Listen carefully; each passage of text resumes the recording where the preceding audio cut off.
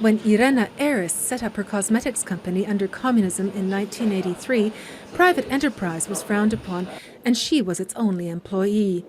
Today, as Poland marks a quarter century since its first free elections, Eris is exporting her high-end brand to 40 countries worldwide and employs 800 people. She insists none of this would be possible if not for the June 1989 elections.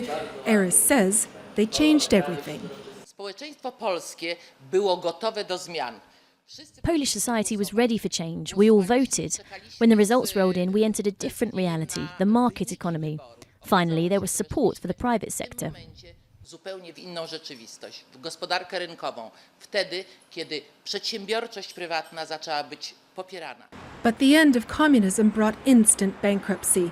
The new leaders responded with so-called shock therapy reforms that ushered in growth by 1992, and that has lasted ever since.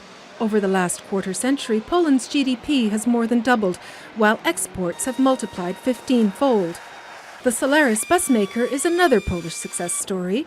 Built from scratch in 1996, its buses ply the streets of 600 cities around the globe, including Berlin, Paris, Rome, and even Dubai. The perception of Poland and Polish products has changed since we joined the European Union a decade ago. Now, on the open European market, Polish products are treated just like the ones from other EU countries. But recent civil unrest in neighboring Ukraine has reminded Poles their freedom is fragile. Over the last millennium, Poland was carved up by its neighbors several times. It celebrated freedom in 1918 at the end of World War I, only to be invaded by Nazi Germany and the Soviet Union just 20 years later.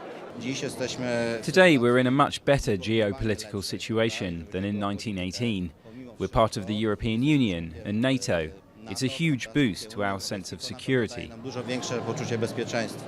For many here, the funeral last week of General Wojciech Jaruzelski, Poland's last communist leader, was symbolic of that era finally being put to rest after a quarter century of remarkable change.